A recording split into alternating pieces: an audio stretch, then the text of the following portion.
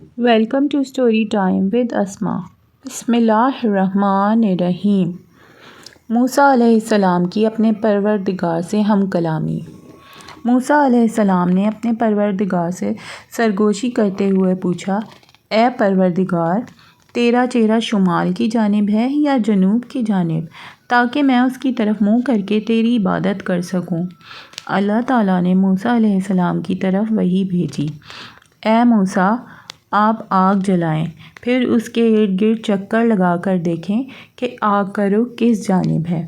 موسیٰ علیہ السلام نے آگ روشن کی اور اس کے ارد گرد چکر لگایا، دیکھا تو آگ کی روشنی ہر چار سو یکساں ہے۔ چنانچہ دربار الہی میں عرض کیا، پروردگار، میں نے آگ کا رخ ہر جانب یکساں ہی دیکھا۔ اللہ تعالیٰ نے فرمایا، اے موسیٰ، میری مثال بھی ویسی ہی ہے۔ موسیٰ علیہ السلام نے پوچھا، اے پروردگار، تو سوتا ہے یا نہیں؟ اللہ تعالیٰ نے ان کی طرف وحی نازل فرمائی، اے موسیٰ، پانی سے بھرا ہوا ایک پیالہ اپنے دونوں ہاتھوں پر رکھ لو، پھر میرے سامنے کھڑے رہو اور نیند کی آغوش میں مت جاؤ۔ موسیٰ علیہ السلام نے ایسا ہی کیا۔ پھر اللہ تعالیٰ نے ان پر ہلکی سی اونگھ ڈالی، پیالہ ان کے ہاتھ سے گر کر ٹوٹ گیا اور پانی بہہ گیا۔ موسیٰ علیہ السلام کی چیخ نکل گئی اور وہ گھبرا گئے۔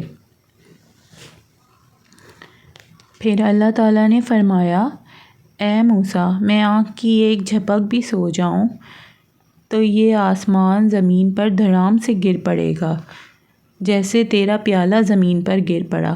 اور یہ اللہ تعالیٰ کے اس قول کی طرف اشارہ ہے۔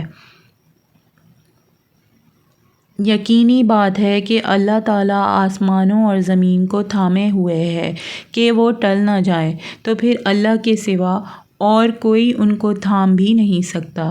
وہ حلیم و غفور ہے۔ موسیٰ علیہ السلام نے پوچھا، اے میرے پروردگار، تو نے مخلوق کی تخلیق کیوں کی جبکہ ان سے تجھے کوئی ضرورت نہیں پڑتی؟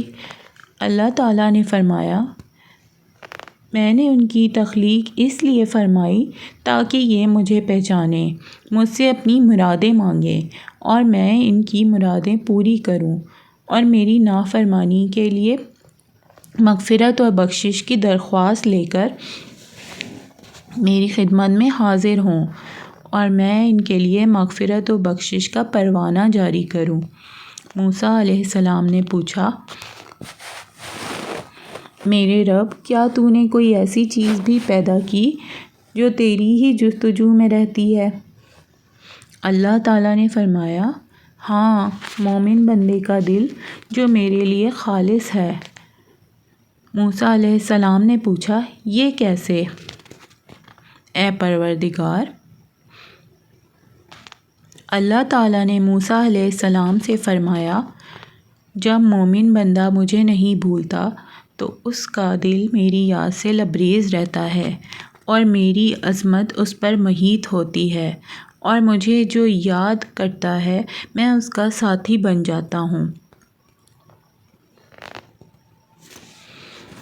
اگر آپ کو یہ قصہ پسند آیا ہے تو please like, share and subscribe my channel.